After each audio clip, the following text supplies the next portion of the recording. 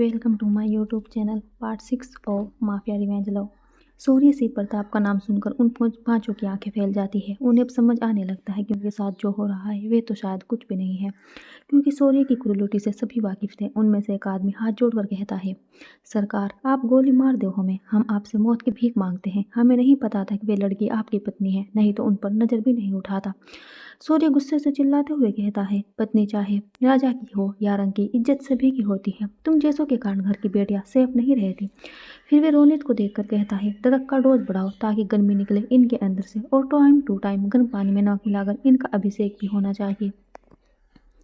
पूरी की पूरी खातिरदारी करो अच्छे से, ताकि ये दूसरी लड़के की तरफ या खुद की बीवी की तरफ भी देखने से डरे। इतना बोलो कमरे से निकल जाता है।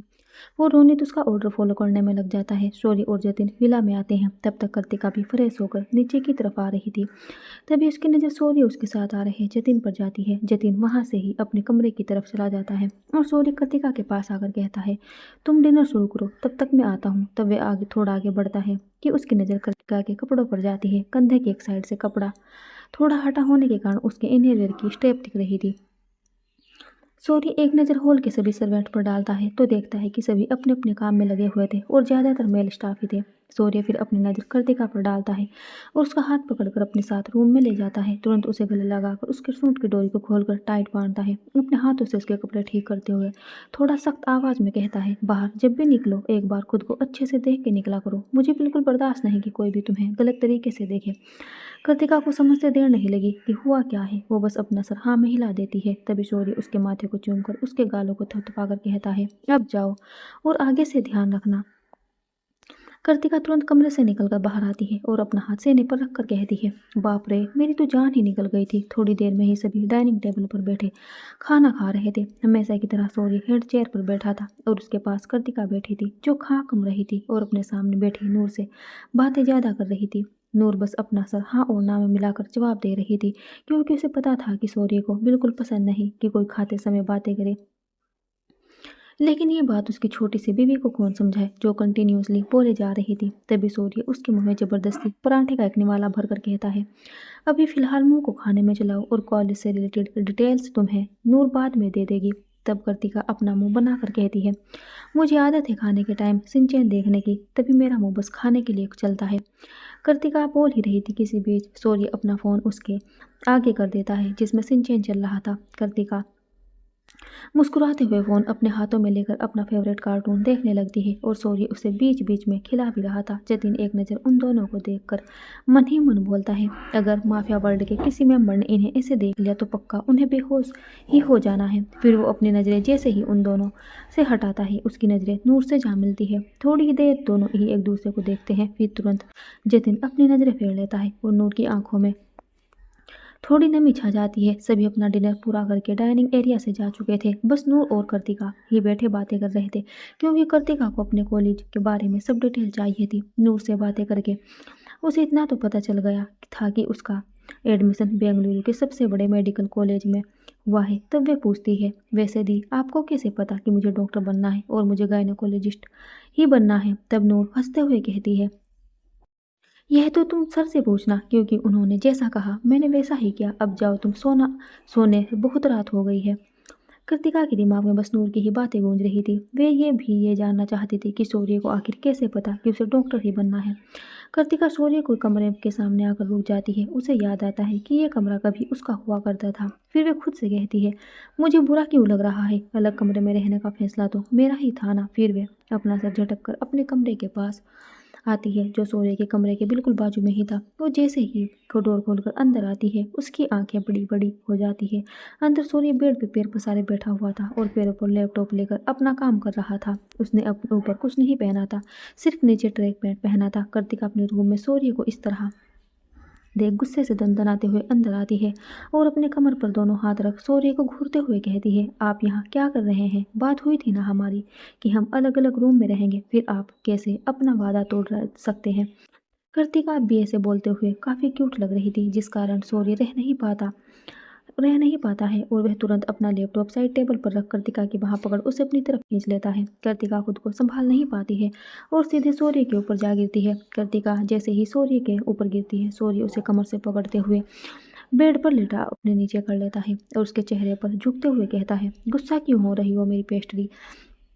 जैसा तुमने कहा वैसा ही तो हो रहा है। तुमने कहा कि तुमको मेरे कमरे में नहीं रहना। तुमने ऐसा कहा क्या कि मैं तुम्हारे कमरे में नहीं रह सकता? बोलो अब। कृतिका के पास कोई जवाब नहीं था क्योंकि उसने यही कहा था कि उसे सूर्य के कमरे में नहीं रहना, और सूर्य ने उसकी बात मान भी ली थी। कृतिका गुस्से में सूर्य को धक्का दे खुद से दूर करती है और बेड से उठ अलमीरा से ढेर सारे पिलोज निकाल बेड पर रखती है।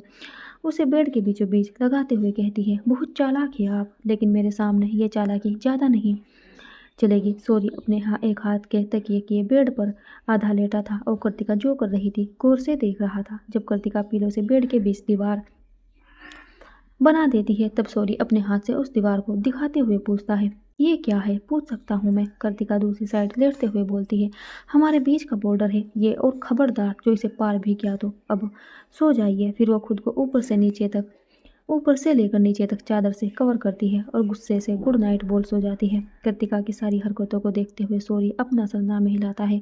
वो फिर से बैठ लैपटॉप ले अपना काम करने लगता है। सूर्य अपने काम में लगा हुआ था, तभी वह देखता है कि अपने मजबूत बॉर्डर को तोड़ते हुए कृतिका उसके पास आती है और अपना हाथ उसकी कमर से लपेट देती है। थोड़ी ही देर में पीलो को लात मारते हुए अलग करती है और अपना पैर सूर्य के पैरों पर रख देती है। सूर्य अपना लैपटॉप फिर से साइड टेबल पर रख कृतिका के नीचे दबे सारे पीलो एक एक कर हटाता है और खुद लेटते हुए कृतिका को अपनी बाहों में भर दोनों को चादर से ढक लेता है। उसके माथे को चूमते हुए कहता है, खुद ही हमारे बीच दीवार बनाती हो और खुद ही मिटा भी देती हो, लेकिन देखना मेरी जान, बहुत जल्द तुम खुद मेरे पास आओगी। हमारे बीच जो भी गलतफहमी उस अनाया ने बनाई है उन सभी को तोड़ एक दिन खुद मेरी हो जाओगी।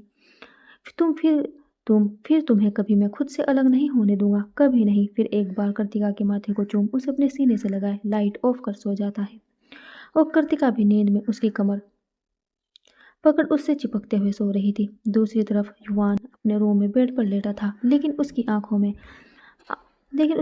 नींद नहीं थी। उसे बार बार अनाया के कहे हुए शब्द सुनाई दे रहे थे। वो खुद से कहता है, कृतिका सच में बहुत मासूम है। अगर उसने कृतिका के साथ कुछ गलत कर दिया तो क्या मुझे भाई से बात करनी चाहिए? शायद हाँ, उनको बताना चाहिए कि अनाया का प्लान है क्या। मैं कल ही उनसे एक बार बात करूंगा, ज़्यादा से ज़्यादा क्या होगा, गुस्सा ही करेंगे ना, और क्या इतना बोल। वो जैसे ही अपनी आंखें बंद करता है उसकी आंखों के सामने कुछ सीन आकर गुजर जाते हैं और वो तुरंत अपनी आंखें खोल गुस्से से बोलता है, वो बदतमीज लड़की अगर फिर से मिल गई ना तो जान ले लूंगा उसकी। इतना बोल वो सो जाता है, इस बात से अनजान कि उस लड़की से फिर जल्दी ही मुलाकात होने वाली है उसकी। सुबह के वक्त फ़ोन में लगे अलार्म से कृतिका की नींद खुलती है तो वो खुद को सूर्य के करीब पाती है। वो एक नज़र बेड पर देखती है तो पाती है कि सारा पिलो नीचे पड़ा है और वह खुद सूर्य से लिपट के सो रही है।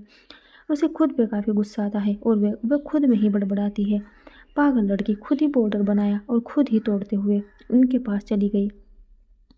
अब जल्दी से निकल यहाँ से, नहीं तो पोपट हो जाएगा मेरा। वो जैसे ही सूर्य का हाथ अपनी कमर से हटाने को होती है उसकी नज़र सूर्य के चेहरे पर पड़ती है और एक पल वो खुद को रोक नहीं पाती उसे टच करने से। कृतिका अपने हाथ की एक उंगली से सूर्य के चेहरे को छूते हुए कहती है, वैसे हैंडसम तो है ये बहुत, बिल्कुल ग्रीक गॉड की तरह। तो क्या सच में लड़कियां इन पर लाइन मारती है? और युवान भाई ने जो भी कहा वैसा है क्या? लेकिन मुझे क्या, मुझे बुरा क्यों लग रहा है? तभी उसकी नज़र सूर्य के 8 पैक एब्स पे जाती है और वो उसे छूते हुए कहती है, वाओ, ये तो मैंने सिर्फ फिल्मों में देखा था, लेकिन इनके तो सच में इतने ऐप से है, इनकी बॉडी कितनी हॉट है। तभी वे अपनी कमर पर कुछ दबाव महसूस करती है और जैसे ही वह कुछ समझ पाती वो देखती है कि सूर्य उसे बेड पर लेटा खुद उसके ऊपर आ गया है। कृतिका उसके सीने पर धक्का देते हुए कहती है, हटिए मेरे ऊपर से, कितने भारी हैं आप। तभी सूर्य अपना चेहरा उसके चेहरे के एकदम करीब ले जाते हुए कहता है, अच्छा, लेकिन थोड़ी ही देर पहले तो मेरी तारीफ हो रही थी। कृतिका अब थोड़ा झेंप जाती है लेकिन फिर भी झूठा गुस्सा दिखाते हुए कहती है, आप जाग रहे थे और मेरी बातें भी सुन रहे थे, कितने गंदे हो आप। कृतिका गुस्से में बोले जा रही थी तभी उसकी नज़र सूर्य के सीने के साइड में बने सूर्य का नाम के टैटू पर जाती है। कृतिका अपना हाथ उस टैटू पर रख कहती है, ये नाम आपके सीने पे कैसे? सूर्य तुरंत कृतिका के ऊपर से हट बेड पर पैर नीचे कर बैठ जाता है। तभी कृतिका भी उठते हुए कहती है, बताइए ना, आपकी शादी तो 30 से हुई थी ना, और उनका नाम तो अनाया है, फिर आपके सीने पे मेरा नाम कैसे? अपना नाम सुन सूर्य कृतिका की तरफ टर्न होता है और बोलता है, तुम्हारा नाम? लेकिन तुम्हारा नाम तो कृतिका है ना? कृतिका अपना सर हाँ में हिलाते हुए कहती है, हाँ कृतिका है, लेकिन सिर्फ डॉक्यूमेंट्स पे मम्मा ने रखा था मेरा नाम शौर्य का, लेकिन उनके जाने के बाद ये नाम भी उनके साथ चला गया। इतना बोल वो अपना सर झुका लेती है। कृतिका को इस तरह देख सूर्य उसे खींचते हुए खुद के सीने से लगा लेता है और कहता है, शायद भगवान को भी यही मंजूर था कि तुम मेरी जिंदगी में आओ। तभी तो तुम्हारे आने से पहले ही उन्होंने मेरे दिल पर तुम्हारा इस नाम की एक जगह बना दी थी। फिर भी कृतिका के माथे को चूमते हुए कहता है, डोंट वरी, हम हमारी बेटी का नाम शौर्य का रखेंगे। तभी कृतिका तपाक से बोलती है, अगर बेटा हुआ तो हम उसका नाम कैसे रखेंगे? शौर्य का। फिर उसे तुरंत रियलाइज होता है कि उसने अभी क्या कह दिया है। शौर्य उसे होल्ड करते हुए ही कहता है, अगर बेटा हुआ तो उसका नाम हम काशौर्य रखेंगे, मेरा और तुम्हारा अंश। लेकिन उसके लिए तुम्हें प्रेग्नेंट होना होगा। प्रेग्नेंट होने के लिए हमें बहुत कुछ करना होगा। करे क्या? कृतिका खुद को संभाल नहीं पाती और शौर्य को धक्का देते हुए बाथरूम में घुस जाती है। उसके जाने के बाद शौर्य अपने सीने पर हाथ रख कहता है, हमेशा ही इस नाम से एक लगाव रहा सा था मुझे। उस धोखे के बाद अनाया को मैंने अपने दिल से निकाल दिया, लेकिन इस नाम को मिटा नहीं सका। हमेशा ऐसा लगता था जैसे इस नाम से जुड़ा हुआ हूँ मैं। आज पता चला क्यों क्यों क्योंकि मेरी शौर्य का तो तुम हो, जिससे मुझे प्यार हुआ था। यही वो नाम है जिससे पहली बार ही मेरे दिल में एक जगह बना ली थी। आई लव यू शौर्यका, लव यू सो मच। अब तुम मेरी जिंदगी का वो हिस्सा हो जो चाहकर भी मुझसे अलग नहीं हो सकता। कृतिका के वॉशरूम में जाते ही शौर्य के फ़ोन पर कुछ मैसेज आते हैं और जैसे ही शौर्य उसे ओपन करता है तो उसमें एक वीडियो होता है जो जतिन के नंबर से आया होता है। शौर्य अपना फ़ोन ले बालकनी में जाता है और जब वे वीडियो प्ले करता है तो उसमें अनाया और युवान की बातचीत की वीडियो थी, जो उस वक्त की थी जब वो कृतिका को लेकर विला वापस आया था। वीडियो देख और उसमें अनाया की बातें सुन शौर्य का दिमाग गर्म हो जाता है। उसका बस चलता तो अभी के अभी उसे जिंदा जमीन में गाड़ देता, लेकिन वो अभी ऐसा कुछ नहीं कर सकता था। तभी शौर्य के फ़ोन में जतिन का कॉल आता है। शौर्य कॉल पिक कर अपने कान से में लगाता है। वैसे ही जतिन की थोड़ी चिंता भरी आवाज़ आती है, सर यह वीडियो दिखा, हम मैम को सारी सच्चाई बता सकते हैं और उन्हें इस पर विश्वास आसानी से हो जाएगा। शौर्य जतिन की बातों को बीच में ही काटते हुए कहता है, बिल्कुल उसे विश्वास हो जाएगा, लेकिन मुझे उसके दिल में अनाया के लिए नफरत नहीं, अपने लिए प्यार जगाना है। और वे तभी होगा जब कृतिका खुद सच्चाई तक जाएगी। फिलहाल के लिए रोनित को कॉल करके पता करने को बोलो कि आज मैडम कहाँ जा रही है जॉब इंटरव्यू के लिए। जतिन ओके सर बोलकर कॉल कट कर देता है। कॉल कट होते ही शौर्य वापस जब रूम में आता है तो देखता है कि कृतिका आईने के सामने बैठ अपनी मांग में सिंदूर भर रही थी। शौर्य उसे देखते हुए सामने रखे सोफे पर बैठ जाता है। कृतिका ने ब्लू जीन्स के साथ व्हाइट शर्ट पहनी थी। बालों को वो पोनीटेल में बांध रही थी। उसके गोरे गोरे हाथ में लाल चूड़ा भी था जो उसने थोड़ा कम कर दिया था। बालों को बांध वो अपनी आंखों में काजल लगाती है और होठों पर लिप बाम। इतने में ही कृतिका क्यामत ढा रही थी। शौर्य अपने सीने पर हाथ खुद से कहता है, कोई कैसे साधारण रहकर भी इतना सुंदर हो सकता है। कृतिका बिल्कुल एक टीनेजर की तरह लग रही थी, जो वो थी ही। शौर्य थोड़ा अनजान बनते हुए पूछता है, वैसे मैं जान सकता हूँ कि मेरी पेस्ट्री सुबह सुबह जा कहाँ रही है? शौर्य की बातें सुन कृतिका तुरंत पलटती है और थोड़ा मुंह बनाते हुए कहती है, मैंने आपको पहले ही कहा था कि मैं जॉब करूंगी और खुद का सारा खर्च खुद उठाऊंगी, और आज मेरा इंटरव्यू भी है। फिर अपनी उंगली शौर्य की तरफ कर कहती है, देखिए इसमें कोई चालाकी नहीं, समझे? मैं जॉब करूंगी तो करूंगी। शौर्य बस कृतिका को घूरे जा रहा था, जिस कारण कृतिका थोड़ा डरते हुए कहती है, क्या हुआ? आप मुझे ऐसे क्यों घूर रहे हैं? तब शौर्य अपना हाथ फैला उसे अपने पास बुलाता है। कृतिका उसके पास जाती है। वैसे ही शौर्य उसका हाथ पकड़ खींचते हुए उसे अपनी गोद में बैठा लेता है और उसकी कमर में अपने हाथ लपेट कर कहता है, बेबी डोंट वरी, नहीं रोकने वाला मैं तुम्हें। वैसे अच्छे काम पे जाने से पहले मुंह मीठा किया जाता है, पता है ना? तो चलो जल्दी जल्दी मुझे किस दो। और खुद कृतिका के होठों की तरफ झुकने लगता है। तभी कृतिका उसके सीने पर हाथ रख उसे रोक देती है और उसके मन में पता नहीं क्या आता है। वो शौर्य की तरफ देख कहती है, अगर आपको किस चाहिए तो अपनी बीवी के पास चाहिए ना जीजू। इतना सुनना था कि शौर्य अपना एक हाथ उसकी कमर पर कस देता है और दूसरे हाथ से उसके दोनों गालों को दबा के गुस्से में अपनी वही डरावनी और भारी आवाज में कहता है, आज कह दिया, आज के बाद मुझे अगर जीजू कहा तो मुझे बिल्कुल वक्त नहीं लगेगा अपनी पुरानी पनिशमेंट को रिपीट करते हुए। And for your kind information, मैं अपनी बीवी के पास ही हूँ और उससे ही किस मांग रहा हूँ, तो चलो जल्दी किस करो मुझे। यह बात शौर्य ने थोड़ा तेज कही थी। कृतिका का डर के मारे बुरा हाल हो रहा था क्योंकि शौर्य सच में अभी बहुत गुस्सा था। तभी शौर्य फिर से एक बार जोर से चिल्लाते हुए कहता है, कुछ बोल रहा हूँ मैं। किस ने कृतिका? शौर्य इतना बोल जैसे ही रुकता है, कृतिका तुरंत उसके होठों पर अपने होठ रख देती है। अपनी आंखें बंद किए वो बस शौर्य के होठों पे अपने होठ रख वैसे ही उसकी गोद में चुपचाप बैठी थी। थोड़ी देर में शौर्य अपने होठ हल्के हल्के मुंह करने लगता है और इसके साथ कृतिका के हाथ शौर्य के सीने पे चले जाते हैं। थोड़ी देर किच करने के बाद शौर्य कृतिका को छोड़ उसके माथे को चूमते हुए कहता है, आज के बाद तुम्हारे मुंह से ये कभी नहीं निकलना चाहिए, समझी? कृतिका अपना सर जल्दी जल्दी हाँ में 2-3 बार हिलाती है। तभी शौर्य नीचे जाने का बोल खुद उठकर फ्रेश होने चला जाता है। सुबह के 9 बजे के आसपास सभी डाइनिंग टेबल पर बैठे ब्रेकफास्ट कर रहे थे। कृतिका अभी खुद से खा रही थी। ब्रेकफास्ट खत्म होते ही कृतिका जैसे ही उठ के जाने को होती है, शौर्य उसे रोकते हुए कहता है, बाहर ड्राइवर तुम्हारा वेट कर रहा है, कार से ही जाना और उसी से वापस भी आना, और खुद का ख्याल रखना। अगर तुम्हें एक भी खरोच आई तो उसकी पनिशमेंट मिलेगी। कृतिका मुंह बनाते हुए वहां से चली जाती है। बाहर देखती है तो सच में एक चमचमाती हुई रोल्स रॉयस कार खड़ी थी।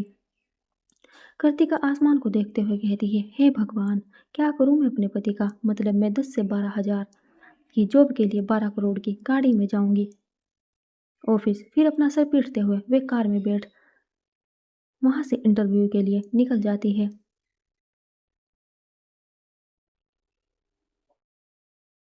और उसके पीछे ही और भी कारें निकलती है जिसमें गार्ड्स भरे हुए थे। और ये बात कृतिका को बिल्कुल भी पता नहीं थी। दोपहर का टाइम, सूर्य अपने ऑफिस के केबिन में बैठा लैपटॉप पर कुछ टाइप कर रहा था। तभी उसका फोन रिंग किया। फोन में फ्लैश हो रहे नाम को देख वो तुरंत कॉल रिसीव कर बोलता है, यस रोनित, क्या पता चला? दूसरी तरफ से रोनित की आवाज आती है, boss, ma'am Roy group on off industries में इंटरव्यू के लिए गई है और उनका सिलेक्शन भी हो चुका है। उस कंपनी का सीईओ नील रॉय है। अगर आप कहें तो मैं उनको कॉल कर मैम को रिजेक्ट करने का बोलूं। Don't you dare Ronit. Ronit की बातों को बीच में काटते हुए सूर्य की एक दमदार आवाज आती है जिससे रोनित के भी शरीर के रोंगटे खड़े हो जाते हैं। सूर्य फिर अपनी दमदार आवाज में कहता है, खरीद लो उस कंपनी को। सूर्य की बातें सुनकर रोनित थोड़ा हिम्मत कर कहता है, सर उस कंपनी की पोजीशन काफी डाउन है, इसमें हमारा ही लॉस है। इतना बोल वो चुप हो जाता है और सूर्य के जवाब का इंतजार करता है। तभी सूर्य इस बार बहुत ही आराम से बोलता है, ठीक है तो मेरा एक दूसरा काम करो। रोनित तुरंत जवाब देते हुए कहता है, यस बॉस, क्या काम है आप बताइए। तभी सूर्य अपने दांत पीसते हुए कहता है, मेरे लिए कोई दूसरा असिस्टेंट का इंतजाम करो जो बिना सवाल करे बस मेरा काम करे। इतना सुनते ही रोनित माफी मांगने लगता है और कहता है, बॉस 1 घंटे में काम हो जाएगा और कल तक आप उस कंपनी के सीईओ होंगे। इतना बोल वो कॉल कट करता है और अपने सीने पर हाथ रख अपने धड़कते दिल को शांत करने लगता है। सॉरी अपना फ़ोन टेबल पर रखते हुए कहता है, अगर ये जॉब मेरी पेस्ट्री को नहीं मिली तो वो मायूस हो जाएगी और मैं अपनी पेस्ट्री का मुरझाया हुआ चेहरा कभी देखना नहीं चाहता। फिर वे अपने एक हाथ से अपनी गर्दन को सहलाते हुए कहता है, लेकिन अपने नए बॉस के रूप में मुझे देखकर उसका क्या रिएक्शन होता है, ये देखने में मुझे तो बड़ा मजा आएगा। कृतिका जैसे ही इंटरव्यू देकर बाहर निकलती है, उसके चेहरे पर एक बड़ी मुस्कान थी। वो अपने मन में बोलती है, फाइनली मुझे अब जॉब मिल जाएगी और इसी खुशी में आज रात का खाना मैं अपने हाथों से बनाऊंगी। लेकिन मुझे तो पता ही नहीं कि उन्हें क्या पसंद है खाने में। तभी वह खुद के सवालों का जवाब देते हुए कहती है, कोई बात नहीं, मैं जो भी बनाऊंगी वो खा ही लेंगे।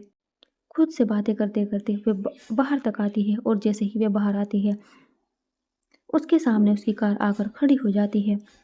एक गार्ड तुरंत आकर गार्ड डोर खोलता है और कृतिका के बैठते ही कार चल पड़ती है। कार में बैठ कर कृतिका विंडो से बाहर का नजारा देख रही होती है। तभी उसे फोन की रिंग सुनाई देती है। पहले तो वो इग्नोर कर देती है।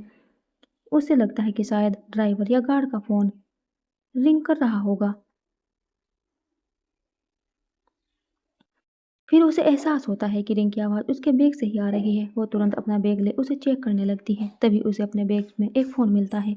जब कृतिका फ़ोन हाथ में लेकर उसे देखती है तो पाती है कि किसी हब्बी नाम से कॉल आ रहा था। वे उस सोच में पड़ जाती है कि कॉल पिक करे या ना करे, क्योंकि एक तो उसे लग रहा था कि ये फ़ोन किसी और का है और भूल से उसके बैग में आ गया है, और ऊपर से किसी के हब्बी से वे बात करने में बिल्कुल भी इंटरेस्टेड नहीं थी।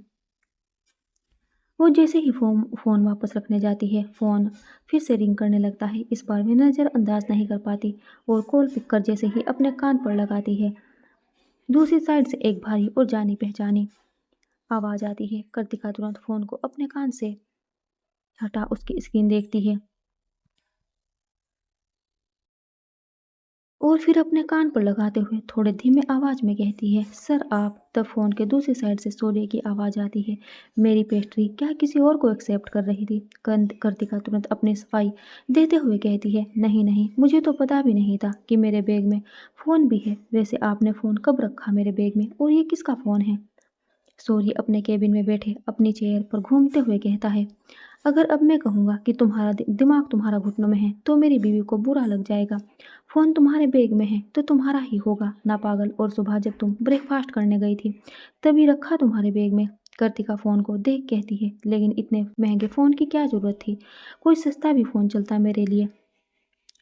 शौर्य जवाब देते हुए कहता है, तुम शौर्य सिंह प्रताप की वाइफ हो, ऐसे कैसे कुछ भी दे देता तुम्हें? फिर वे अनजान बनते हुए पूछता है, अब ज़्यादा दिमाग मत चलाओ और बताओ कि क्या हुआ इंटरव्यू में। इंटरव्यू का नाम सुन कृतिका के चेहरे पर एक बड़ी मुस्कान आ जाती है और वो थोड़ा चहकते हुए कहती है, इंटरव्यू बहुत अच्छा गया और जॉब भी मिल गई। फिर थोड़ा अटकते हुए कहती है, सर वो क्या है ना कि जॉब मिलने की खुशी में मैं खुद के हाथों से खाना बनाना चाहती हूँ, बना लूँ क्या प्लीज़? सूर्य थोड़ा कड़क आवाज़ में बोलता है, बिल्कुल नहीं, तुम्हें जो बनाना है कुक को बोल दो, किचन में जाने की कोई ज़रूरत नहीं है। तभी कृतिका उसकी बातों को बीच में ही काटते हुए कहती है, लेकिन क्यों, और मुझे आता है खाना बनाना और आज मेरा बहुत मन है, प्लीज़ ना। कृतिका की जिद के आगे सूर्य हार मानते हुए कहता है, ठीक है, लेकिन नूर को अपने साथ रखना। इतना बोल वो कॉल कट कर देता है। कृतिका भी फ़ोन को एक्सप्लोर करने में लग जाती है।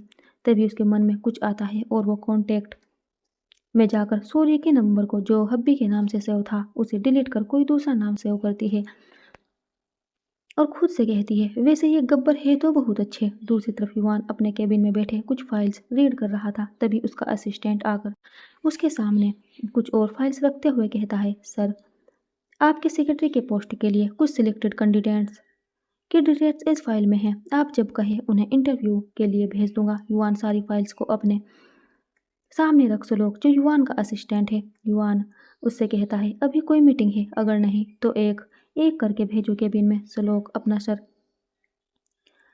हिला केबिन से बाहर निकल जाता है और एक एक कर कैंडिडेट को अंदर भेजते रहता है। लास्ट में बस एक लड़की बची थी तो जो 19 साल के आसपास होगी।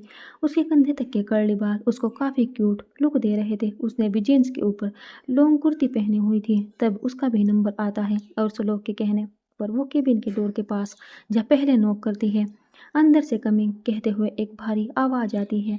वो लड़की अंदर जा डेस्क के सामने जैसे ही पहुंचती है, सामने बैठे युवान को देख जोर से चिल्लाती है, तुम यहाँ क्या कर रहे हो? युवान जो अपने सर नीचे कर फाइल को देख रहा था, आवाज़ सुनते ही अपना सर जैसे ही ऊपर करता है।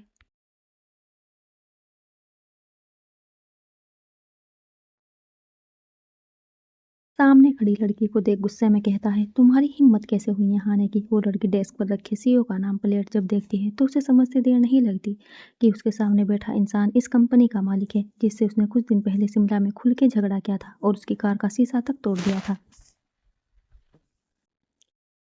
वे लड़की मन ही मन अपने किए कांड पर पछता रही थी। तभी युवान उसका नाम फाइल से रीड करते हुए कहता है, तन्वी शर्मा, राइट। फिर फाइल को अपने डेस्क पर फेंक तन्वी की तरफ अपना कदम बढ़ाते हुए कहता है, तो क्या लगता है ये जॉब मिलनी चाहिए आपको? युवान को खुद अपनी तरफ आते देख तन्वी अपने कदम पीछे होने लगती है, पीछे लेने लगती है और थोड़ा अटकते हुए कहती है, सॉरी सर, उस दिन जो किया मैंने, मुझे इतना नहीं बोलना चाहिए था और आपके साथ मिसबिहेव भी नहीं करना चाहिए था। युवान उसके करीब आते हुए कहता है, अच्छा अब सॉरी निकल रहा है मैडम के मुंह से? उस दिन तो झांसी की रानी बन रही थी, क्या क्या नहीं बोला मुझे। फिर वो वापस अपनी चेयर पर बैठते हुए कहता है, फिलहाल आप जा सकती है। जवाब मेल कर दिया जाएगा आपको। इतना सुन तन्वी अपनी फाइलें तुरंत केबिन से बाहर निकल जाती है। तन्वी ऑफिस से बाहर निकलते हुए कहती है, चल तन्वी अब दूसरी जॉब खोज, क्योंकि इतना होने के बाद तो ये जॉब देने से रहे तुझे। शौर्य का विला। कृतिका जैसे ही घर में दाखिल घुसती है, हाल में ही उसे नूर दिखती है, जो सर्वेंट को कुछ समझा रही थी। कृतिका दौड़ते हुए उसके पास जाती है और नूर को गले लगाकर कहती है, नूर दी, पता है मुझे जॉब मिल गया है और इस खुशी में मैं आज रात का खाना खुद बनाऊंगी। फिर वो नूर से दूर हो अपनी कमर पर हाथ रख कहती है, और आपके सर से भी परमिशन ले ली है मैंने। नूर मुस्कुराते हुए कृतिका के गालों को सहलाते हुए कहती है, जानती हूँ मैं इसी का अरेंजमेंट कर रही थी। फिलहाल आप थोड़ा रेस्ट कर लीजिए। कृतिका अपना सर हिला अपने रूम की तरफ चली जाती है। वहीं किसी के चेहरे पर अभी गुस्सा बरस रहा था। कोने में खड़ी अनाया, जो कृतिका और नूर की बातें सुन रही थी। रात के करीब 8 बजे जब कृतिका सारा डिनर बना के डाइनिंग टेबल पर अच्छे से रख रही थी, उसके साथ सर्वेंट्स भी थे जो बाकी के काम में लगे थे।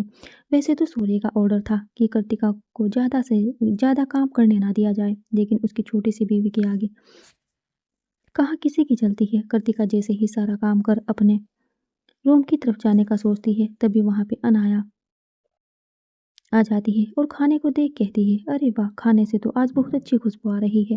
वो आगे कुछ बोलती, तभी कृतिका उसे गले लगा कर कहती है, दी, आज का खाना मैंने बनाया है, क्योंकि आज मैं बहुत खुश हूँ। जॉब तो मिल गई है मुझे। तभी अनाया जॉब जो मिल गई है मुझे। तभी अनाया अपना मुंह बना थोड़ा ऊपर से थोड़ा मीठा बनते हुए कहती है, अरे वाह, मेरी कृतिका अब जॉब करेगी, ये तो बहुत खुशी की बात है। चल दिखा क्या क्या बनाया है तुमने। कृतिका खुशी से चहकते हुए सारे बोल्स के कवर हटाते हुए सभी डिशेज दिखाती है। खाने में शाही पनीर, आलू की सब्जी, जीरा राइस, खीर और पूरी थी। खाने को देख अनाया अपना मुंह बनाकर कहती है, खाना तो तूने बहुत टेस्टी बनाया है, लेकिन इस सब में से कुछ भी सूर्य की पसंद का नहीं है। फिर वो कृतिका के कंधे पर हाथ रखते हुए अपना मुंह पिचका के कहती है, अगर तुझे पता नहीं उसकी पसंद तो मुझसे पूछ लेती है ना, एक बार मैं बता देती। अनाया की बातें सुन कृतिका का खिला हुआ चेहरा तुरंत मुरझा जाता है। कृतिका का मुरझा हुआ चेहरा देख अनाया के चेहरे पर एक तिरछी मुस्कान आ जाती है, लेकिन वो अपने उसे छुपाते हुए कहती है, अच्छा छोड़ और मुंह मत लटकाओ, उसके आने में अभी लेट है, तब तक मैं कुछ उसकी पसंद का बना देती हूँ। इतना बोल वो किचन में चली जाती है और कृतिका अपनी आंखों की नमी छिपाते हुए अपने रूम की तरफ चली जाती है। रूम में जाते ही कृतिका पेड़ पर बैठ पीलो अपनी गोद में रखते हुए कहती है, आखिर मुझे बुरा क्यों लग रहा है, मैं तो उन दोनों को मिलाना ही तो चाहती हूँ। फिर अगर दी उनके लिए खाना बनाती है तो क्या हुआ, और वह दोनों तो साथ ही थे ना, पहले तो दी को ही पता होगा ना। साथ ही और वे दोनों तो साथ ही थे ना, पहले तो दी को ही तो पता होगा ना उनकी पसंद। बट मुझे हो क्या रहा है। फिर अपना मन डाइवर्ट करने के लिए वो अपना फ़ोन ले उसमें रील्स देखने लगती है, और रील्स देखते देखते कब उसे नींद आ जाती है उसे खुद पता नहीं चलता। रात के करीब 10 बजे के करीब कृतिका के रूम का डोर खुलता है। शौर्य अंदर आते हुए देखता है तो कृतिका खुद में ही सिमटी पिलो को हक कर सो रही थी। उसके मासूम चेहरे को देख शौर्य की सारी थकावट दूर हो जाती है, लेकिन जैसे ही उसकी नज़र पीलो पर जाती है उसकी आंखें सिकुड़ जाती है। उसे उस पीलो से भी जलन होने लगती है जिसे कृतिका ने पकड़ा हुआ था। सूर्य उसके पास जा पीलो को उससे दूर कर देता है और फिर उसे उठाते हुए कहता है, पेस्ट्री उठो, आई एम वेरी हंग्री। सूर्य की आवाज़ सुन कृतिका तुरंत उठकर बैठ जाती है और सूर्य को देख कहती है, आप कब आए। सूर्य वो वेट करते करते कब सो गई, मुझे ही पता नहीं चला। सूर्य कृतिका के गालों को सहलाते हुए कहता है, कल से वेट नहीं कराऊंगा, बस 2 मिनट रुको, मैं फ्रेश होकर आता हूँ। इतना बोल सूर्य अपने कपड़े खोल वॉशरूम की तरफ चला जाता है। कृतिका सूर्य को देखते हुए खुद से कहती है, मैं तो आपकी पसंद का खाना भी नहीं बना पाई, और फिर उसका मूड ऑफ हो जाता है। थोड़ी ही देर में सूर्य अपने कैजुअल कपड़े पहने रूम में आता है और तुरंत कृतिका का हाथ पकड़ रूम से निकल जाता है। डाइनिंग एरिया में आकर सूर्य पहले कृतिका को चेयर पर बिठाता है, फिर खुद अपनी चेयर पर बैठता है। उसके बैठते ही जितिन और नूर भी अपनी अपनी जगह बैठ जाते हैं। कृतिका की नज़र डाइनिंग टेबल पर रख लगे खाने पर जाती है तो देखती है कि पूरा खाना बदला हुआ था। खाने में शाही पनीर, आलू की सब्जी, जीरा राइस, खीर और पूरी की जगह चिकन, फिश फ्राई, राइस, नान और मीठे में कैरेमल कस्टर्ड पुडिंग था, जिसे देख उसे बहुत बुरा लगता है, लेकिन वे चुपचाप बस बैठी रहती है। तभी अनाया सूर्य के पास उसे जैसे ही खाना सर्व करने वाली होती है वैसे ही सूर्य अपना हाथ दिखा उसे रोक देता है और कृतिका की तरफ देख अपनी दमदार आवाज में कहता है, जो खाना मेरी बीवी ने बनाया है वो लेकर आओ। सूर्य की दमदार आवाज सुन सभी उसी की तरफ देखने लगते हैं। कृतिका बिना समझे में उसे देख रही थी। उसे समझ ही नहीं आ रहा था कि उसे कैसे पता चला कि उसने कुछ और बनाया था। तभी अनाया थोड़ी हिम्मत कर कहती है, सूर्य लेकिन वो खाना तुम्हारे लायक था ही नहीं। वो खाने की तरफ हाथ दिखा आगे कहती है, तभी तो देखो मैंने हर एक चीज तुम्हारी पसंद की बनाई है। सूर्य की नजर बस कृतिका पे ही टिकी हुई थी, जो अपना सर झुका बस चुपचाप बैठी थी, लेकिन सूर्य उसके दुपट्टे पर कसी उसकी मुट्ठी जरूर देख पा रहा था। अनाया आगे कुछ कहती, तभी सूर्य उसकी तरफ देख अपने भारी और तीखे स्वर में कहता है, and who are you to decide what is worthy of me and what is not. औकात भूल चुकी हो अपनी शायद, तो मैं याद दिला दूं, तुम सिर्फ यहाँ की सर्वेंट हो। फिर वे थोड़ा तेज आवाज में अपने सामने खड़ी सभी सर्वेंट्स पर नजरें फिराते हुए कहता है, बस 5 मिनट है तुम सबके पास, फिर उसके बाद तुम सभी के सभी शायद ही यहाँ फिर नजर आओ। सूर्य की धमकी सुन सारे सर्वेंट्स तुरंत हरकत में आते हैं, और आते भी क्यों ना। वो सब जानते थे कि अगर यहाँ से उन्हें निकाल दिया जाएगा तो शायद इस देश के किसी भी कोने में वह चले जाए, उन्हें दूसरा काम नहीं मिलने वाला। फिर क्या 5 मिनट से भी कम के समय में डाइनिंग टेबल का हुलिया बदल जाता है। तभी उनमें से एक हेड सर्वेंट आके सूर्य को खाना सर्व करने लगती है। तभी सूर्य की नज़र अपने पास बैठी कृतिका पर जाती है, जो अपना सर नीचे कर सिसक रही थी। सूर्य अपने हाथों के इशारे से ही सारे सर्वेंट्स को बाहर जाने का बोलता है, और उनमें अनाया भी थी। फिर वो अपनी चेयर से उठ कृतिका के सामने आ खड़ा होता है, और जैसे ही उसके सर पर हाथ रखता है, कृतिका तुरंत उसकी कमर में अपने दोनों हाथ लपेट उससे लिपट जाती है। सूर्य खड़ा था और कृतिका चेयर पे बैठी थी, इस कारण वे सूर्य की कमर तक ही आ रही थी। सूर्य अपना एक हाथ उसकी पीठ पर रख दूसरे हाथ से उसके बालों को सहलाते हुए बहुत प्यार से कहता है, क्या हुआ, मेरा बच्चा रो क्यों रहा है। कृतिका अपना चेहरा उसके पेट में ही छुपाए रोते हुए कहती है, आज तक किसी ने भी मेरे बारे में इतना नहीं सोचा। आप तो बिना कुछ बोले ही मेरे मन की बातें समझ जाते हो। मुझे सच में बुरा लग रहा था मेरे बनाए हुए खाने को यहाँ ना देखकर। सूर्य थोड़ा मुस्कुराते हुए कहता है, ऐसा हो सकता है कि मेरी बीवी प्यार से कुछ बनाए और मैं उसे वेस्ट जाने दूं। अब डिनर करे। तभी कृतिका को ये रियलाइज होता है कि आज जतिन कि वहाँ जतिन और नूर भी है, जो अपनी नज़रें नीचे कर बैठे थे। ये देख उसे अब काफ़ी शर्म आने लगती है, और वे तुरंत सूर्य से अलग होकर ठीक से बैठ जाती है। सूर्य भी अपने चेयर पर जा बैठ जाता है। थोड़ी ही देर में सभी अपना अपना खाना शुरू करते हैं, और सच में उन्हें खाना काफ़ी पसंद आता है। जतिन खाते हुए ही कहता है, सच में मैम खाना काफ़ी के टेस्टी है। तभी नूर भी बोलती है, हाँ कृतिका, सच में तुमने बहुत ही बेहतरीन और लजीज खाना बनाया है। उन दोनों से तारीफ सुन कृतिका सूर्य की तरफ देखती है, लेकिन वो अपने खाने में ही लगा हुआ था। सूर्य के मुंह से अपनी तारीफ ना सुन कृतिका को गुस्सा आता है, और वो उठकर अपने रूम में चली जाती है। कृतिका पूरी रूम में चक्कर काटते हुए गुस्से में कहती है, इतनी मेहनत से उनके लिए खाना बनाया था, लेकिन उनके मुंह से एक तारीफ तक नहीं निकली, सड़ू कहीं का। ठीक ही मैंने इसका नाम रखा है गब्बर। आने दो पहले, फिर बताती हूँ। तभी उसके कानों में सूर्य की आवाज पड़ती है। जब वे पलट के देखती है तो दरवाजे पर सूर्य खड़ा था। सूर्य डोर लॉक करते हुए उसके पास आ खड़ा होता है, और थोड़ा उसकी तरफ झुककर कहता है, बताओ बेबी, क्या बताना है मुझे। सुकृतिका अपने चेहरे पर जबरदस्ती की मुस्कान लाते हुए कहती है, आपको क्या बताऊंगी, आपको तो सब पता होता है। सूर्य थोड़ा टेढ़ा मुस्कुराते हुए कहता है, बात तो सच है, पता तो मुझे सब होता है, जैसे ये पता है कि मैं सड़ू हूँ और मेरा नाम गब्बर है, राइट ना मेरी जान। कृतिका अपनी आंखें बंद करते हुए खुद से कहती है, फंस गई तू तो। तभी सूर्य उसकी कमर को पकड़ खुद से चिपकाते हुए कहता है, फंसी तो तुम हो, वो भी मेरी कैद में, और यहाँ से शायद ही कभी आजाद हो पाओ। तभी कृतिका उसके सीने पर हाथ रख गुस्से में कहती है, वाह वाह, बस आपसे रोमांटिक बातें करवा लो, तारीफ तो आपके मुंह से निकलती नहीं। ये नहीं कि बीवी ने इतने प्यार से और मेहनत से कुछ बनाया है तो उसकी थोड़ी तारीफ ही कर दे, लेकिन आप वो क्यों करेंगे। कृतिका एकदम टिपिकल बीवियों वाली हरकत कर रही थी, जिसे देख सूर्य कृतिका के गालों को चूमते हुए कहता है, खाना बहुत टेस्टी था जान। तभी कृतिका सूर्य को घूरते हुए कहती है, खाना टेस्टी था तो अब आपने बाहर क्यों नहीं बोला। तभी सूर्य उसके दूसरे गाल को चूमते हुए कहता है, क्योंकि मैं तुम्हारी तारीफ दूसरों के सामने नहीं करना चाहता था। इतना कहते ही सूर्य अपने होठ कृतिका के होठों पर रख देता है और अपना एक हाथ उसके सर के पीछे रख उसे चूमने लगता है। हर बार की तरह इस बार कृतिका कोई बगावत नहीं करती और अपनी आंखें बंद कर उसके किस में खोने लगती है। कृतिका के दोनों हाथ कब सूर्य के सीने पर चले जाते हैं उसे भी पता नहीं चलता। किस करते हुए ही सूर्य उसे लेकर पेड़ के पास आता है और उसे लेकर बेड पर गिर जाता है। इस बीच दोनों की किस पर एक नहीं होती और बेड पर गद्दे होने के कारण कृतिका को चोट भी नहीं लगती। इस वक्त के साथ सूर्य की किस भी काफी डीप होने लगती है। वो कृतिका का साथ सूर्य वो कृतिका के साथ सूर्य अब बहकने लगता है। उसके हाथ अब उसकी पूरी बॉडी पर चलने लगते हैं।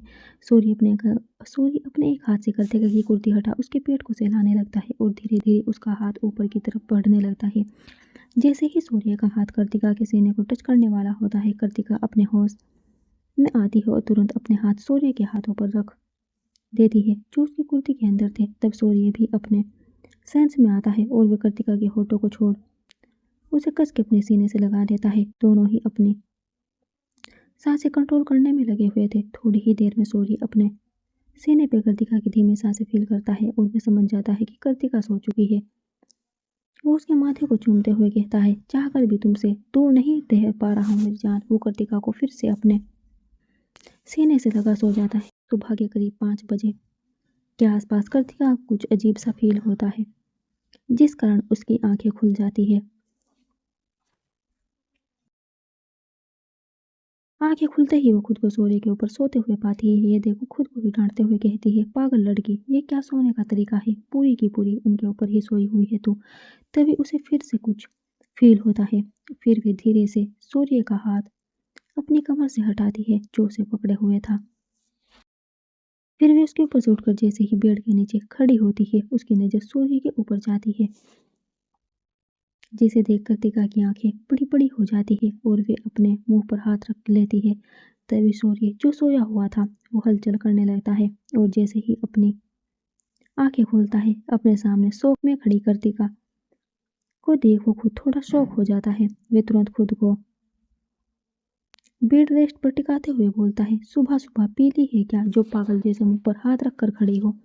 कृतिका कुछ कहती तभी उसकी नजर अपने पहने हुए ट्रैक पैंट पर जाती है। क्रीम कलर के ट्रैक पैंट पर जगह जगह ब्लेड स्टैंड लगे हुए थे। उसे समझ से क्लियर नहीं लगी कि आखिर माजरा क्या है। शेर तुरंत कृतिका के पास आकर उसे कंधे पकड़कर उसे खुद की तरफ करता है और थोड़ा चिंता भरी आवाज में बोलता है, तुम ठीक तो हो ना, पेन भी हो रहा है क्या। कृतिका जो पहले से ही शर्म के मारे घड़ी जा रही थी, सूर्य की बातें सुन उसे और भी शर्म आने लगी क्योंकि उसे समझ आ गया था कि सूर्य को पता चल गया है कि उसे पीरियड्स आए हैं। फिर भी कृतिका खुद को संभालते हुए कहती है, नहीं मैं ठीक हूँ और मुझे इन दिनों पेन नहीं होता, नॉर्मल रहती हूँ मैं। कृतिका की बातें सुन सूर्य थोड़ा शौक होते हुए बोलता है, तुम क्या किसी दूसरे ग्रह से आई हो जो तुम्हें इन दिनों पेन नहीं होता, तुम्हारी बहन को तो बहुत पेन होता था। सूर्य बस इतना कह पाया था कि कृतिका उसके सीने पर जोर से धक्का मार देती है जिस कारण सूर्य थोड़ा पीछे हो जाता है। तभी कृतिका थोड़े गुस्से से उसे घूरते हुए कहती है, बहुत पता है आपको दूसरों के पीरियड्स के बारे में, बस अपनी बीवी के बारे में कुछ नहीं पता। इतना बोल वो तुरंत बाथरूम में चली जाती है।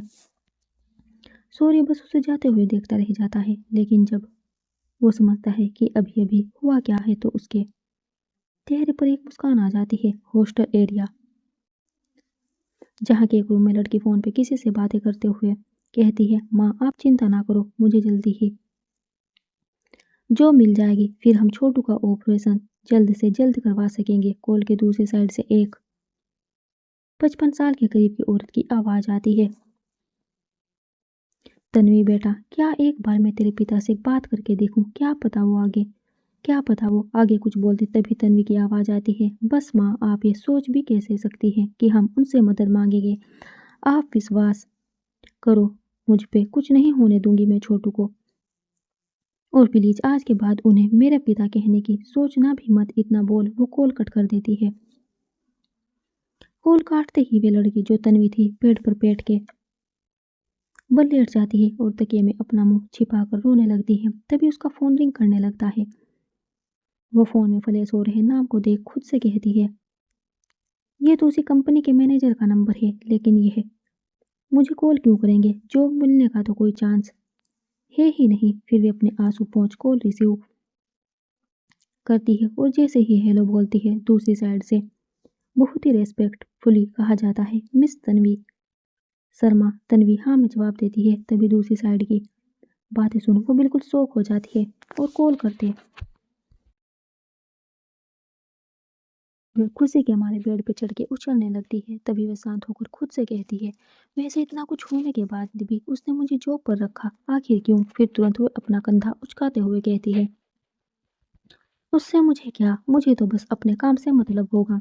और क्या? दूसरी तरफ युवान अपने केबिन में बैठा सामने खड़े श्लोक को घूरते हुए कहता है, जो काम दिया था हो गया। तभी श्लोक अपना गर्दन हाँ में हिलाते हुए कहता है, जी सर, मैम तन्वी को इन्फॉर्म कर दिया गया है कि उन्हें जॉब मिल गई है और कल के कल ही उन्हें ज्वाइन भी करना है। फिर युवान अपना हाथ दिखा उसे बाहर जाने को बोल देता है और अपनी चेयर पे सिर टिका के सीलिंग को देखते हुए कहता है, बहुत मजा आने वाला है आपके साथ काम करने में मिस शर्मा। सूर्य का विला कृतिका गार्डन में टहल रही थी। सभी अपने अपने काम में लगे हुए थे। गार्डन में लगे फूलों को देख कृतिका को बहुत सुकून मिल रहा था। तभी उसके कंधे पर कोई हाथ रखता है। कृतिका जब पलट के देखती है तो अनाया उसके पीछे खड़ी थी। कृतिका मुस्कुराते हुए कहती है, दी आप। तभी अनाया हल्का मुस्कुराते हुए तंज भरे स्वर में कहती है, क्यों, तुम क्या अपने पति को एक्सेप्ट कर रही थी?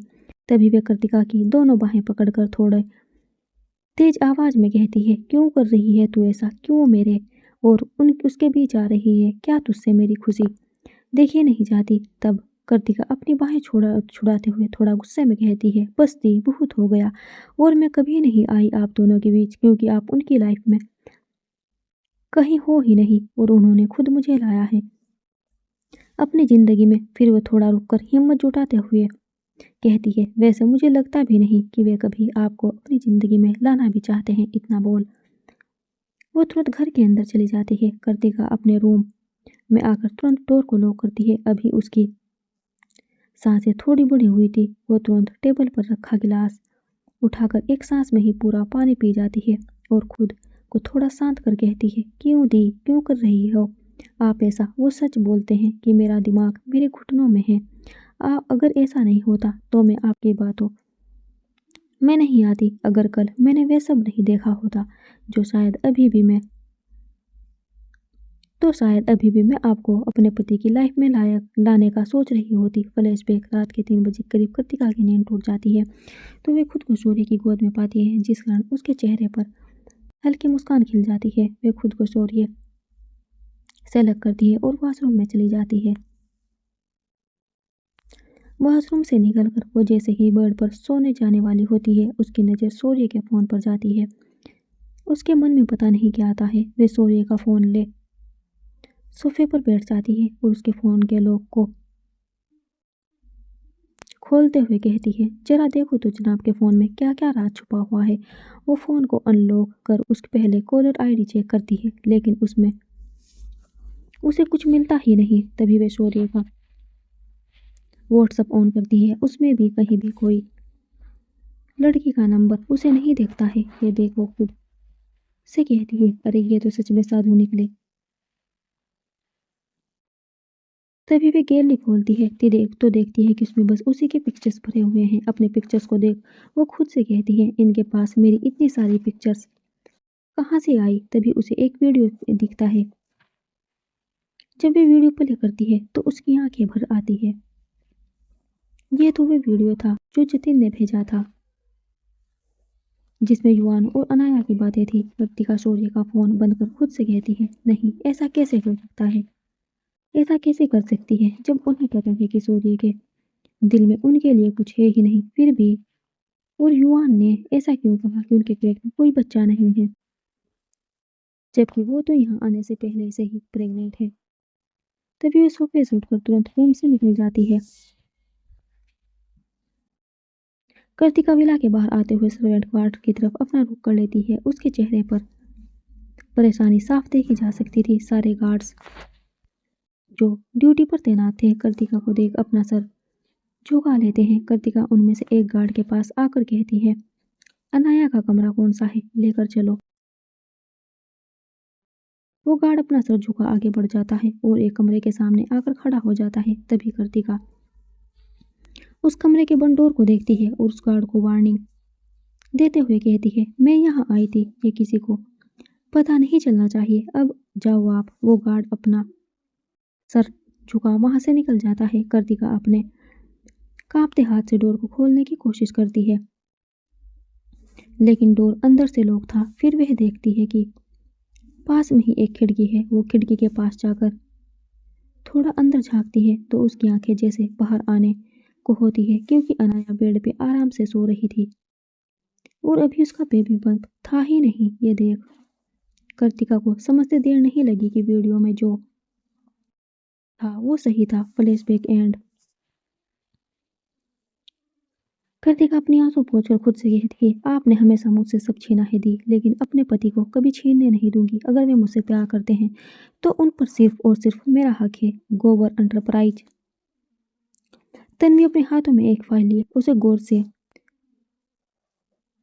पढ़ रही थी।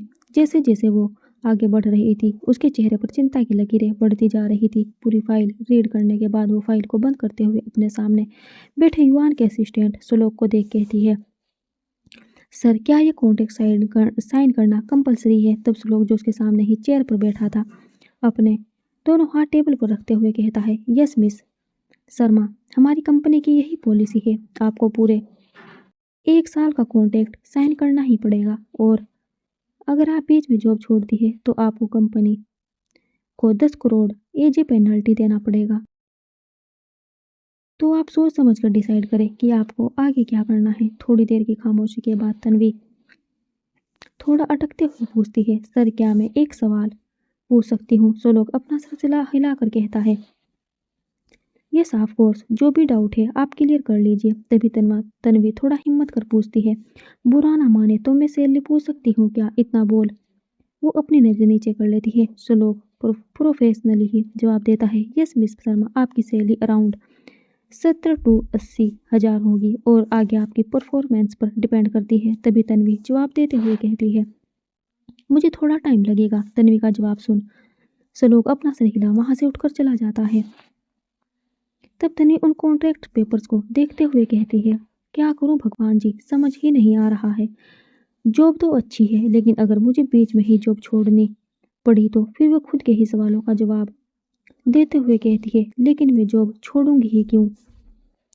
सर चाहे मुझे जितना भी परेशान कर ले, 1 साल तो टिक के दिखाऊंगी उन्हें। मुझे पता है मुझे जॉब देना और उसके बाद ये कॉन्ट्रैक्ट सब सब बस मुझे परेशान करने के लिए वो कर रहे हैं। लेकिन मुझे अब बस ये ध्यान देना है कि मुझे पैसों की ज़रूरत है। फिलहाल 3 साल है मेरे पास, इसी बीच मुझे मेरे भाई का ऑपरेशन करवाना है और अगर मैं 1.5 साल टिक भी गई तो ऑपरेशन करवा लूंगी। फिर वे तुरंत फाइल उठा उस पर साइन करने लगती है। जैसे ही वे साइन कर फाइल बंद करती है वैसे ही श्लोक वहां आकर कहता है, कॉन्ग्रेचुलेसन्स मिस शर्मा, थोड़ी ही देर में आपको आपका अपॉइंटमेंट लेटर मिल जाएगा। आप आज से नहीं कल से ज्वाइन करेगी। फिर वे फाइल अपने हाथों में लेकर चला जाता है।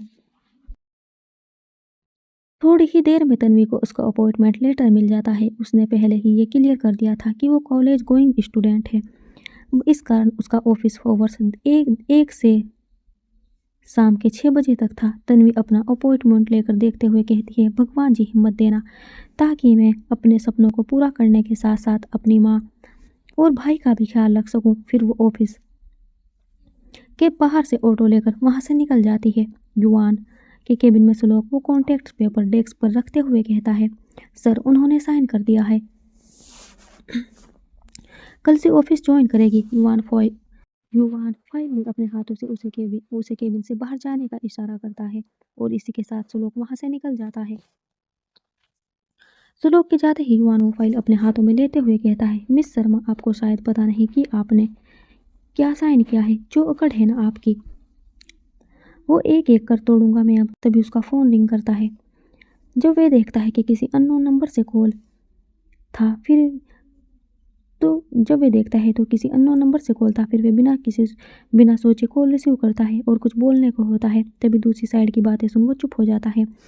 कॉल की दूसरी साइड कृतिका थी, तो जो युवान के फ़ोन उठाते ही कहती है, कल से मेरे कॉलेज स्टार्ट है और जॉब का भी पहला दिन है। आपको अपनी ड्यूटी याद है ना? युवान अपने फ़ोन की स्क्रीन को घूरते हुए कहता है, मैंने तो सोचा था कि यह मजाक कर रही थी, लेकिन इन्होंने तो सीरियस ले लिया। तभी कृतिका देखती है कि दूसरी साइड से कोई आवाज़ नहीं आ रही, तो वो आवाज़ देते हुए कहती है, आप सो गए हो क्या? कृतिका की आवाज़ से युवान होश में आता है और थोड़ा अपना मुंह बनाते हुए कहता है, ऑफिस में कौन सोता है, और मुझे याद है सब। आप टेंशन ना लो, बस टाइम बता देना, मैं पहुंच जाऊंगा। तभी कृतिका ओके बोल कॉल कट कर देती है। कृतिका कॉल कट कर अपने फ़ोन की स्क्रीन को ही देख कुछ सोच रही थी। तभी उसको अपनी कमर पर किसी की पकड़ फील होती है। फिर भी कृतिका बिना कोई प्रतिक्रिया दिए वैसे की वैसे ही खड़ी रहती है, जैसे उसे कोई फर्क ही नहीं पड़ता। तभी उसको अपनी गर्दन पर किसी की गर्म सांसें महसूस होती है और इसी के साथ उसके पूरे शरीर में सिरहन की लहर दौड़ जाती है। कृतिका तुरंत अपनी आंखें बंद कर खुद को कंट्रोल करने लगती है। तभी सूर्य उसके गले पे वेट की सेंस करना शुरू कर देता है और उसके साथ कृतिका के हाथों की पकड़ उसके सूट पे घस जाती है। तभी उसके दिमाग में कुछ आता है और वे तुरंत शौर्य को धक्का दे खुद से दूर करती है। कृतिका अपनी सांसों को संभालते हुए अपने सामने खड़े शौर्य को देखते हुए कहती है, एक बात पूछूं आपसे, जवाब देंगे? सही सही। शौर्य अपना सर हाँ में हिलाते हुए बोलता है, कोई अपनी आत्मा से भी भला झूठ बोल सकता है। फिर वो कृतिका को लेकर बालकनी में चला जाता है और उसे आराम से एक चेयर पर बिठाकर उसके सामने बैठ उसके दोनों हाथ अपने हाथों में लेकर बोलता है, पूछो जान, क्या पूछना है तुम्हें? सूर्य ये बात कृतिका के सामने तो कह रहा था, लेकिन उसके हाव भाव से ये लग रहा था जैसे उसे पता हो कि कृतिका पूछना क्या चाहती है। कृतिका अपना हाथ सूर्य के हाथों से छुड़ाते हुए पूछती है, क्या आप सच में मुझसे प्यार करते हैं? सूर्य कुछ बोलता, तभी वो अपनी बातों को बढ़ाते हुए कहती है, देखिए, जो बोलिएगा सच बोलिएगा, क्योंकि अब मुझ में हिम्मत नहीं है झूठ बर्दाश्त करने की।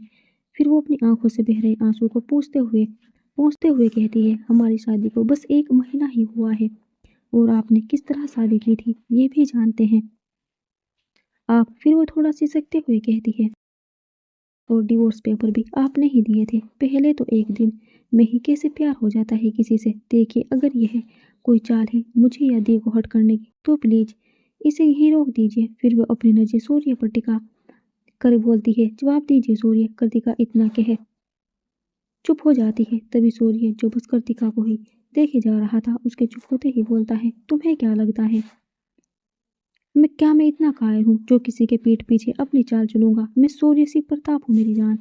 जो भी करता हूँ डंके की चोट पर करता हूँ। इस वक्त सूर्य की बातों में एक घमंड साफ नजर आ रहा था। फिर भी दोबारा कृतिका के दोनों हाथ अपने हाथों में लेते हुए कहता है, क्या अब जवाब देता हूँ तुम्हारे हर एक सवाल का। तुम्हारा पहला सवाल था कि क्या मैं तुमसे प्यार करता हूँ, तो इसका जवाब है हाँ, करता हूँ मैं तुमसे प्यार। तुम्हारी इस मासूमियत ने कब मेरे दिल में जगह बना ली थी मैं भी नहीं जानता। और रही डिवोर्स पेपर्स की बात, तो हाँ, मैंने खुद पहल की थी इसकी, सिर्फ इसलिए ताकि मैं पता कर सकूं कि तुम्हें कोई फर्क पड़ता है या नहीं मुझसे दूर होने से। लेकिन मैंने देखा था तुम्हारी आंखों में जब तुम वो पेपर्स देखे मायूस हो गई थी। मैं तभी सब ठीक करने वाला था, लेकिन तुम्हारे घुटनों में पता नहीं क्या आया कि तुम घर छोड़कर चली गई। सूर्य की बातों से जहाँ कृतिका थोड़ी सेंटिमेंटल होने लगी थी, उसकी आखिरी बात सुन वो गुस्से से घूरते हुए अपना हाथ छोड़ा उसके सीने पर मारते हुए कहती है, क्या हर बात बात पे मेरे दिमाग को लेकर आप मजाक करते रहते हैं? आपको पता भी है मैंने स्कूल में टॉप किया था, सबसे ब्रिलियंट स्टूडेंट थी मैं।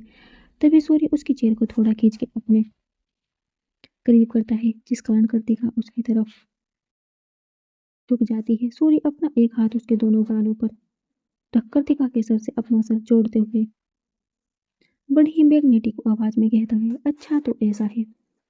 तो मेरे एक सवाल का जवाब दोगी? सूर्य के करीबी से कृतिका की सांसें पहले ही भारी हो गई थी।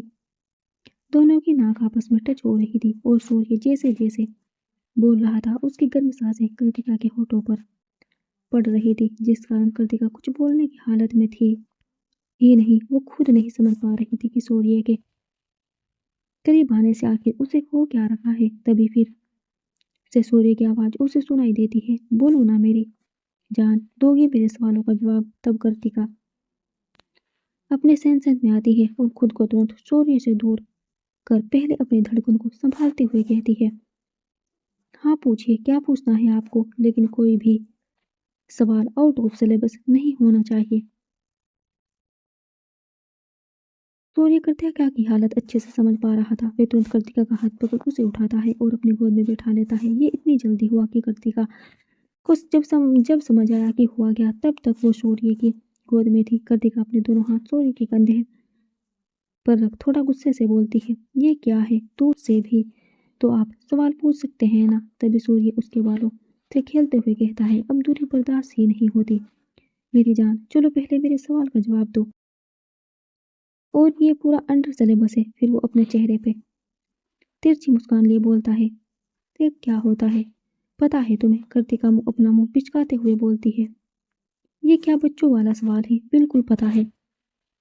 मुझे बच्चे समझ रहे हैं क्या, जिसको ये नहीं पता कि क्या होता है? उसका जवाब सुन सूर्य थोड़ा शौक हो जाता है। वे खुद से ही बोलता है, क्या लड़की है, कितने आराम से बोल रही है कि क्या होता है। पता है उसे। मुझे तो लगा कि शर्मा के कुछ बोल ही नहीं पाएगी। कृतिका जब देखती है कि सूर्य कुछ बोल नहीं रहा तो उसके कंधे को हिलाते हुए बोलती है, कहाँ खो गए आप? तभी सूर्य अपने सेंसेस में आता है और अपने दोनों हाथ कृतिका की कमर पर और कसते हुए बोलता है, तो बताओ कि तुम क्या जानती हो के बारे में? कृतिका थोड़ा हंसते हुए बोलती है, मेल और फीमेल को इसी से डिफाइन करते हैं ना?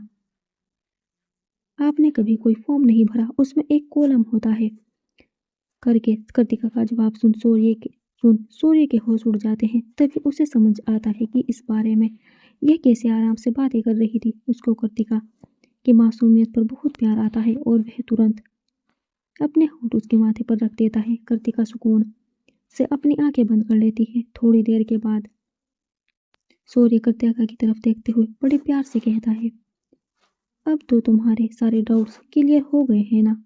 तो अब हम इस रिश्ते में आगे बढ़े। मैं तुम्हें खुल के प्यार करना चाहता हूँ। कृतिका को कुछ ज्यादा तो समझ नहीं आता, लेकिन वे अपना मुंह बनाकर कहती है, मुझे नहीं करना कोई प्यार प्यार आपसे, और उसकी गोद से उठ हमसे जाने लगती है। तभी सूर्य उसका हाथ पकड़ बोलता है, मैंने तो तुम्हारे सारे सवालों के जवाब दे दिए, अब तुम्हारी बारी। बताओ, क्या तुम प्यार करती हो मुझसे? कृतिका अपना हाथ छुड़ा अपने बालों को पीछे झटकते हुए कहती है, क्यों बताऊं? और अपने रूम में चली जाती है। उसके जवाब से सूर्य का मुंह खुला का खुला रह जाता है, लेकिन उसके बाद उसके चेहरे पर मुस्कान ला देती है। वो खुद से कहता है, बहुत कुछ सिखाना पड़ेगा मेरी पेस्ट्री को। Thanks for watching, bye bye.